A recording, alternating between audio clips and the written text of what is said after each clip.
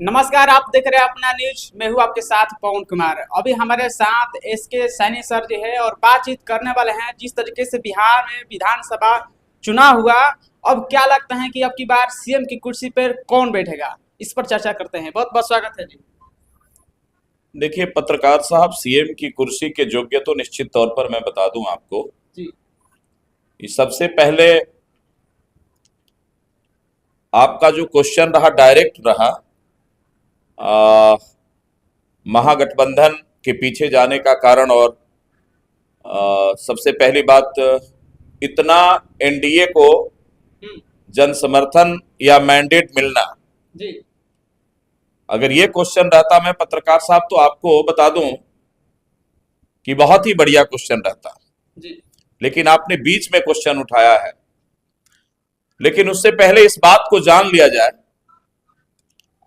कि एनडीए को जो जनादेश मिला है, हम्म, निश्चित तौर पर मैं एनडीए के जनादेश का स्वागत करता हूं। लेकिन इस जनादेश को ये लोकतांत्रिक व्यवस्था में विश्वास करने वाले लोग अगर स्वीकार करते हैं तो निश्चित तौर पर आने वाले समय में लोकतंत्र बदनाम होगा और लोकतांत्रिक मूल्यों का सर्वनाश होगा। जी क्योंकि आपने देखा कि हर विधानसभा में जिन लोगों का जनादेश मिला,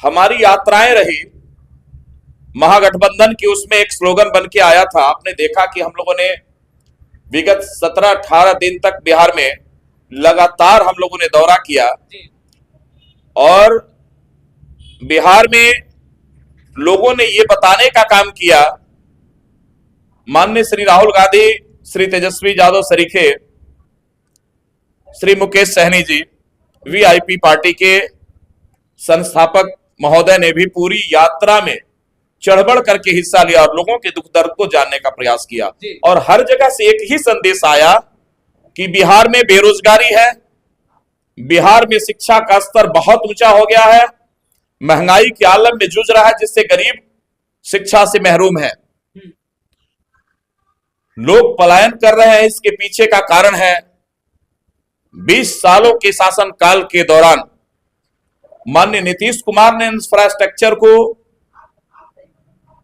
मैं बधाई देता हूं कि माननीय नीतीश कुमार ने इंफ्रास्ट्रक्चर को बिहार में सुदृढ़ किया। लेकिन केवल इंफ्रास्ट्रक्चर को सुदृढ़ करने में यहां की जो मूलभूत समस्या है, लोगों का पलायन, जी अपने घर परिवार को छोड़ करके लोगों ने बच्चों को, नौनिहालों को छोड़ करके लोगों ने अन्यत्र राज्यों में जाना और जीविकोपार्जन का साधन चुनना, ये लोगों की मजबूरी, क्योंकि इन लोगों ने, और बिहार में स्पेशली तौर पर रोजगार है ही नहीं है। जी और ये जो जनादेश मिला है, सबसे पहले मैं बता दूं, हमारे भी महागठबंधन में समन्वय की कमी हो गई। मैं अपने नेताओं को इस बात से, और मैं गठबंधन का वीआईपी का राष्ट्रीय प्रवक्ता और राष्ट्रीय सचिव होने के नाते मुझे तो दर्द महसूस हुआ है, मुझे जो दर्द मिला है, जी जनता ने तो एक जनादेश पहले ही हम लोगों को दे दिया था, वोट चोर गद्दी छोड़ का स्लोगन लेकर के, कि बिहार में बेरोजगारी चरम पर है, शिक्षा का स्तर भी, जैसा कि मैंने अभी बताया आपको। तो फिर ये बात पच नहीं रही है कि जब यहां किसान बदहाल हैं, नौजुआ बदहाल हैं, छात्र लाठियां खा रहे हैं,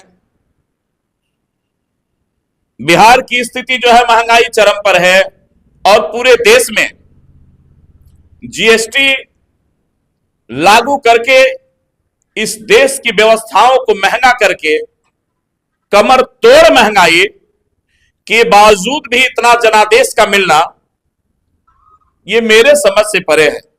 जी और मैं जहां तक समझता हूं कि माननीय श्री अमित शाह सरीखे और भी जो भाजपा के जो बुद्धिजीवी नेता, जिनकी टेक्नोलॉजी, मैं क्या कहूं पत्रकार साहब, इनकी टेक्नोलॉजी तो बहुत आगे है।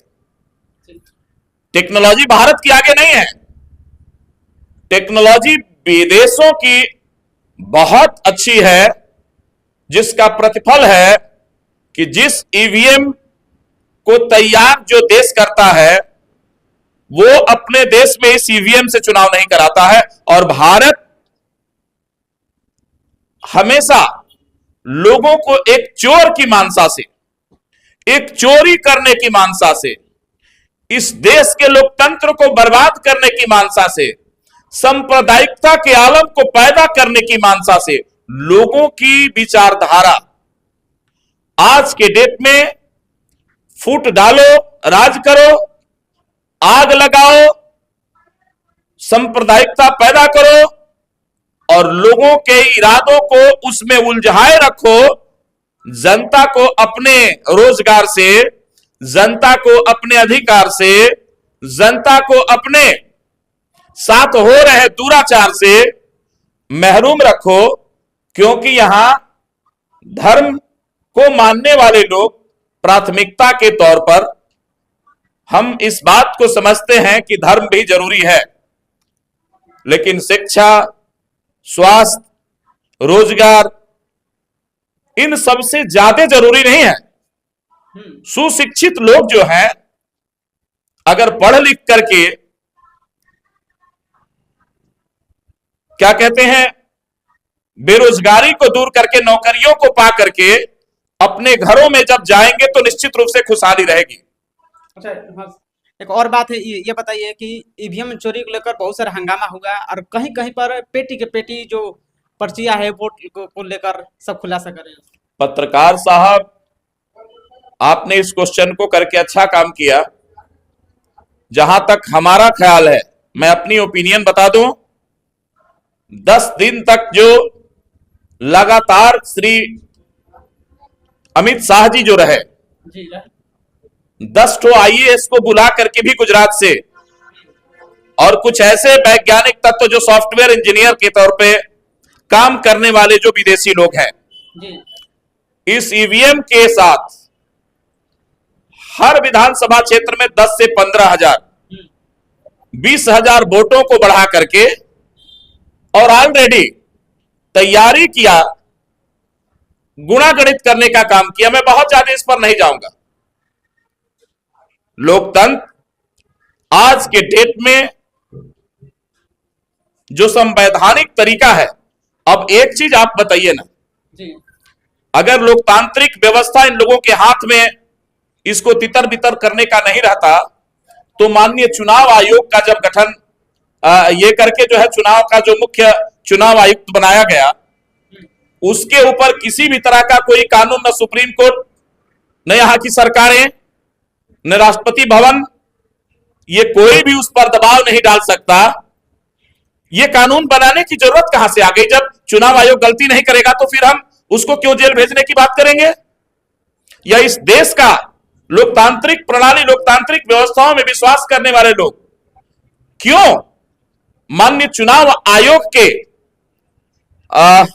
क्या कहते हैं, पक्ष और विपक्ष को लेकर प्रश्न चिन्ह जहां जो उठ रहा है, जो ये बिल्कुल इनको, ये तो स्वच्छ लोकतंत्र को बनाने की एक इकाई है और आप ही गड़बड़ी करने का, आपने गड़बड़ी सबसे पहले तो किया कि जिस समय 10,000 की घोषणा की गई बिहार में, उस समय चुनाव आयोग के द्वारा आदर्श आचार संहिता लगा हुआ है और लोगों के खाते में पैसा चुनाव आयोग ने एक बार भी इस पर संज्ञान नहीं लिया कि चुनाव के समय महिलाओं के खाते में 10,000 रुपए की राशि डाली गई।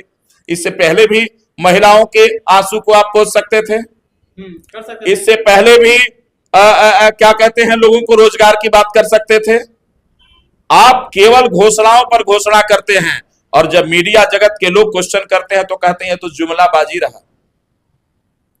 कब तक चलेगा? पत्रकार साहब, आप लोग केवल विपक्ष से ही क्वेश्चन करेंगे कि इन लोगों से भी क्वेश्चन करेंगे आप लोग? अगर नहीं करेंगे तो लोकतंत्र के जो चौथे स्तंभ में आपकी जो गिनती होती है, निश्चित रूप से लोग बेईमानी समझने लगेंगे, क्योंकि कुछ मीडिया तंत्र अपने पेट को चलाने के लिए इस देश की टोटल व्यवस्था और लोकतंत्र को बर्बाद करने में उसकी महती भूमिका है। और लोकतंत्र इस स्तंभ को भी आने वाले समय में गाली देने से परहेज नहीं करेगा कि ऐ मीडिया तंत्र, ऐ मीडिया के लोग, ये देश को जो है अंग्रेजों की तरह बांट करके, फूट डाल के राज करके जो इन लोगों की जो नीति है, उसमें सबसे बड़ा समर्थन तुम्हारा है। गलत को सही और सही को गलत नहीं कहते हो, गलत को ही सही कहते हो और सही को गलत कहते हो। ये कब तक चलेगा?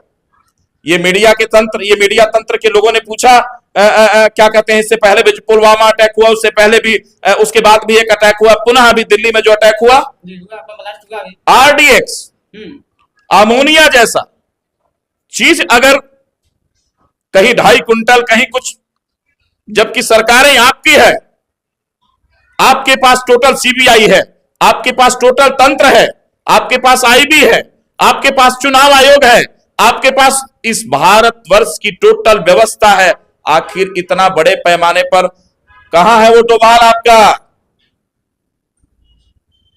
सुरक्षा की बात करने वाले श्री डोभाल जी, आप लोगों को मूर्ख मत बनाओ। मैं आपसे बता देना चाहता हूं, अभी बिहार में जो आप लोगों ने गुणा गणित करके जो काम किया है, चिट्ठा तो खुलने वाला है आप लोगों का। और जब लोकतंत्र में विश्वास उठ जाता है लोगों का, आपकी व्यवस्था से विश्वास उठ जाएगा तो लोग अपना हिसाब लेना भी जानते हैं। जी। कौन कह रहा है कि मैंडेट इतना मिला है? मैं इसमें विश्वास नहीं करता। हां, मेरे भी अलायंस में, जो हमारी महागठबंधन का जो अलायंस रहा, जो हमने जिसको नेता माना, हमने जिसको नेता सदन के रूप में देखा, हमारे भाई वीआईपी पार्टी के साथ भी दुर्व्यवहार हुआ। हम इस बात को कहने में परहेज नहीं करेंगे। कांग्रेस के साथ वीआईपी के सीटों पर भी इन लोगों ने जो बदमाशी करने की कोशिश की, हमारा समन्वय भी डिस्टर्ब हो गया। हमारी बातें अलायंस में जो है, जब बंटवारा होता है, हिस्सेदारी होती है, 2 भाइयों 3 भाइयों के बीच में जो हिस्सेदारी मिलती है, बंटवारा 2 तरह का होता है। एक संवैधानिक तरीके से कानूनी बंटवारा होता है, और एक देहात में लोग कहते हैं कि पारिवारिक बंटवारा जो होता है, उसमें हमारा पारिवारिक बंटवारा हुआ था। हम कोर्ट बंटवारे के चक्कर में नहीं पड़े, गरमजरुआ की तरह जो है, क्या कहते हैं, हम खानगी बंटवारा के चक्कर में पड़ गए, जिसमें हम फेलियर हो गए, समन्वय नहीं बन पाया। और जो हमने नेता सदन माना, जिसको अंतिम समय तक इस बिहार के युवाओं के दिलो दिमाग में, जो पिछड़े अति पिछड़े के लोग हैं, लोग भ्रमित हो गए। और इस भ्रमित होने का सबसे बड़ा कारण यह है कि फैसला अंतिम समय तक भी इन लोगों ने गड़बड़ करके रखा महागठबंधन में। और अंतिम समय में जो हमारी सीटें थी, जो हमारे हिस्से की सीटें थी, हमारे सीटों के साथ भी दुर्व्यवहार हुआ। हमारे वीआईपी पार्टी को पूरी तरह से बर्बाद करने की एक साजिश रची गई। अति पिछड़ों का बेटा श्री मुकेश सहनी के साथ अंतिम समय तक दुर्व्यवहार किया गया। कांग्रेस की श्री राहुल गांधी के सीटों पर भी इस तरह से गुणागणित किया गया। खैर, वो हमारा अपना पारिवारिक मामला है, ऐसा नहीं होना चाहिए। जब गठबंधन धर्म का पालन करते हैं, हम गर्दनें देते जा रहे हैं, और आप कसाई की तरह गर्दन को रेत करके जो है, खून निकाल करके जान को ले रहे हैं आप। मैं इस महागठबंधन के माननीय नेता सदन से इस तरह की कभी उम्मीद नहीं कर सकता था। बहुत दर्द के साथ कहना पड़ रहा है कि महागठबंधन धर्म का पालन माननीय लालू प्रसाद यादव ने जो समाजवाद की पृष्ठभूमि तैयार की,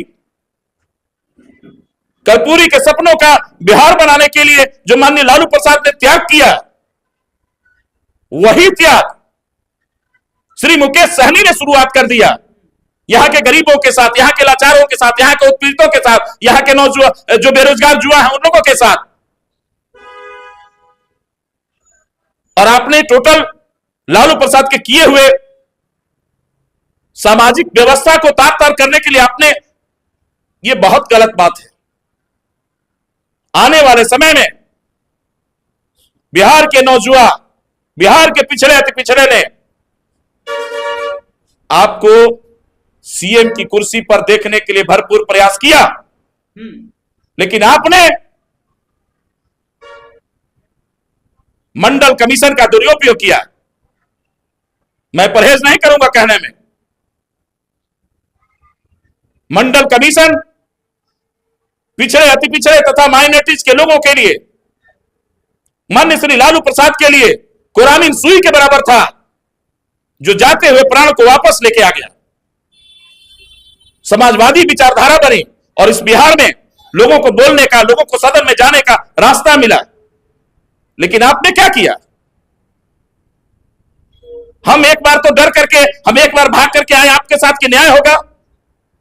हमारे कई विधायक को भाजपा ने खरीद करके जो है ड्रामा किया।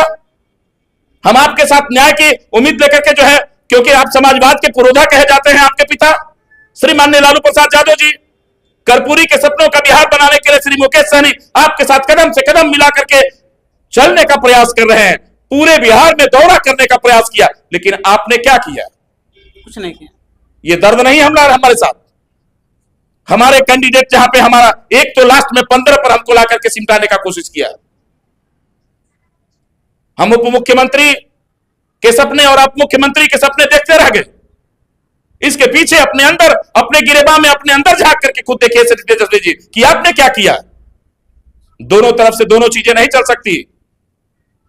या तो आर्थिक मजबूत होइए अपने आप को, और नहीं तो सामाजिक व्यवस्थाओं में, राजनीति में जो है सामाजिक व्यवस्थाओं को जो कर्पूरी ने दिया, जो बाबा साहब अंबेडकर ने दिया, जो मंडल कमीशन का की मांग थी, जो बीपी सिंह ने दिया,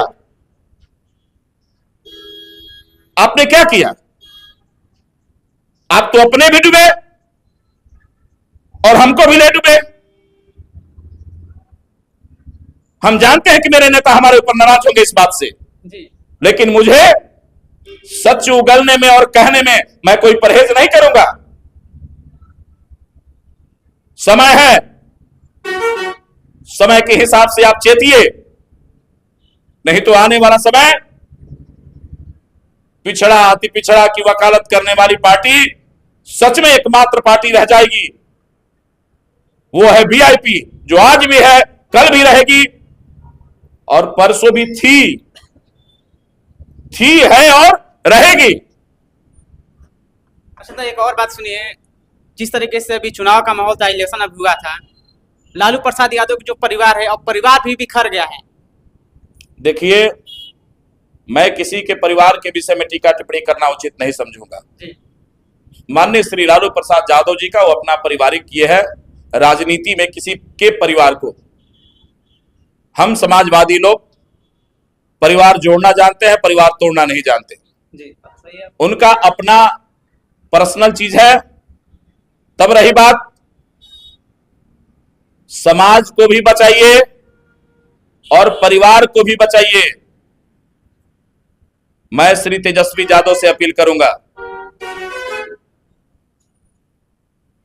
मैं परमेश्वर से प्रार्थना करता हूं कि हमारी तथा ये महागठबंधन की मनोदशा अभी ठीक नहीं चल रही है। हम किसी के परिवार के विषय में कुछ नहीं कहना चाहेंगे, वो उनका अपना मैटर है। और मैं परमेश्वर से प्रार्थना करूंगा कि जो भी हुआ है उसको समेटा जाए, मीडिया के बीच में इस चीज को न लाया जाए। हर परिवार में होता है जी, होता है। और हर परिवार जो समाजवादी व्यवस्था में सच बोलने की वकालत करता है, उसके साथ तकलीफें होती है जी। इसलिए मैं अपील करता हूं आपसे भी, मीडिया जगत से भी, कि इस मैटर को ज्यादा तूल न दिया जाए। वो माननीय श्री लालू प्रसाद यादव एक पुरोधा, जो कभी संघर्ष की बिहार में वानगी लिखा और लोगों को न्याय दिलाने का काम किया। अच्छा, तो एनडीए के 202 सीट आया और महागठबंधन के 35 आया, लेकिन उसके साथ साथ एक और प्रशांत किशोर की पार्टी, महागठबंधन की बोले हम, हाँ, महागठबंधन की 25 सीटें आई और एक और है प्रशांत किशोर की पार्टी जन स्वराज, उनका एक भी सीट नहीं आया। क्या कहिएगा प्रशांत किशोर जी? अरे भाई वो तो बिहार बदले बेचारे बेचारे बिहार बदलने ही चले थे, लेकिन जनता को हम जनता का भी दोष नहीं देंगे, क्योंकि हमको भी जो मैंडेट मिला है 2020 की अपेक्षा हमारी जो पृष्ठभूमि है राजनीतिक महागठबंधन की, निश्चित तौर पर हम बड़े पैमाने पर वोटर्स ने हमको वोटिंग किया, महागठबंधन में अपनी आस्था व्यक्त किया है। लेकिन आप जो है गड़बड़ियां ही करके लोकतंत्र की व्यवस्था को तार तार करने के लिए जब सोच लिए हैं, तो प्रशांत किशोर जैसे पुरोधा भी पता न कहां हवा में फेंकाए हैं और फेंका जाएंगे। कैसे भरोसा करके हम प्रशांत किशोर को नेता के रूप में जो है बिहार की जनता स्वीकार करेगी? और लोग तो कहते हैं कि प्रशांत किशोर जी बिजनेस करने आए हैं, इनकी कथनी और करनी में अंतर है। तो खैर, अरे मारे तो हम दोनों हैं, दर्द तो हम दोनों को हो रहा है भाई। हम मिल बांट के कम से कम इस बात को सोचे कि आपको चोट कहां लगी और हमें चोट कहां लगी। हालांकि हम अपने चोट की समीक्षा करते हुए सड़क से सदन तक हमारी लड़ाई जारी रहेगी। अभी तो ये देखिए ना, क्या श्री मुख्यमंत्री श्री नीतीश कुमार के साथ भी जो सौतेलापन व्यवहार हो रहा है। लेकिन हम लोग तो समझते हैं कि भाई बिहार के चाणक्य हैं वो, और माननीय नीतीश कुमार निश्चित तौर पर बेदाग छवि का अगर कोई है तो माननीय नीतीश कुमार जैसे पुरोधा। ये लोग समाजवादी विचारधारा के लोग हैं भाई। माननीय लालू प्रसाद यादव, श्री नीतीश कुमार जी, कर्पूरी के बाद श्री क्या कहते हैं रामविलास पासवान जी जो अब नहीं रहे, इन लोगों ने समाजवाद को, ये केवल हिंदुत्व हिंदुत्व हिंदुत्व की बात नहीं करते गए, इन लोगों ने सामाजिक व्यवस्थाओं में सामाजिक सुदृढ़ीकरण के लिए मंडल और कमंडल आयोग की जो बीच में ई आई, कमंडल को हमेशा दूर करते हुए मंडल आयोग का हमेशा इस बिहार में उसकी जो बनाई हुई व्यवस्था थी उसको लागू करने का प्रयास किया गया, जिससे आज तक लोकतंत्र सुरक्षित रहा। अब कमंडल आयोग का जो जुग लांघने का ये लोग प्रयास कर रहा है, भाई लोकतंत्र पर खतरा तो मंडराने लगा है। और पत्रकार साहब, उन लोगों से इस क्वेश्चन को करिए कि ये जनादेश था या बेईमानी, आप ही बताओ। अगर बेईमानी नहीं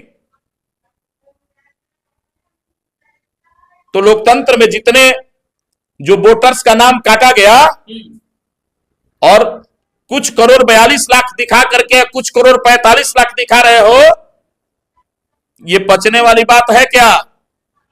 पर्चियों को भेज दिया जा रहा है, फेंक दिया जा रहा है, रातों में ट्रकों को भेज करके क्या ड्रामा किया जा रहा है। इन सब चीजों को देखिए पत्रकार साहब, आप लोगों को चिल्लाना चाहिए। हम तो लोकतंत्र के सजग प्रहरी हैं, जो पूछिएगा बतेबे करेंगे। लेकिन पुनः हम युवाओं के हक के लिए, किसानों के हक के लिए, लोकतंत्र की व्यवस्था के लिए हम रोड पे आएंगे।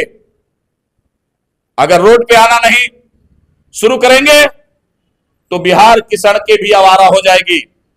और हमारे लोगों ने जो कुर्बानियां दी है समाजवाद का, महात्मा ज्योतिबा फुले, पेरियार रामास्वामी,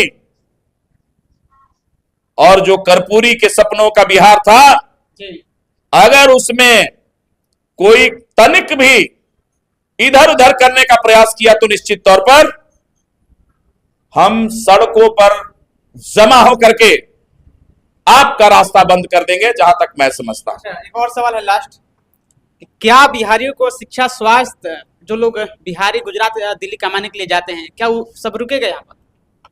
सर, अब तो जो जनता ने, आप कह रहे हैं कि जनता ने मुझे जनादेश दिया, तो उस जनादेश का आपको पूरी तरह से उसका आधार ब्लूप्रिंट तैयार करके और यहां पे रोजगार का साधन मुहैया कराने के लिए आपको कल कारखाने, फैक्ट्रियां गुजरात के तर्ज पर बिहार में बनाने की जरूरत होगी। पलायन तो तभी ना रुकेगा।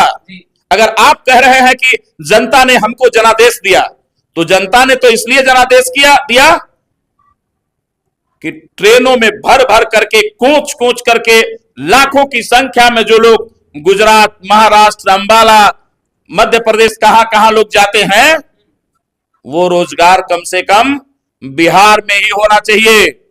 बिहार में कल कारखानों की व्यवस्था करिए, बिहार में शिक्षा को गरीबों से जोड़िए, बिहार में इंफ्रास्ट्रक्चर को और मजबूत कीजिए, और जो जो जो नौजुवान बेरोजगार हैं,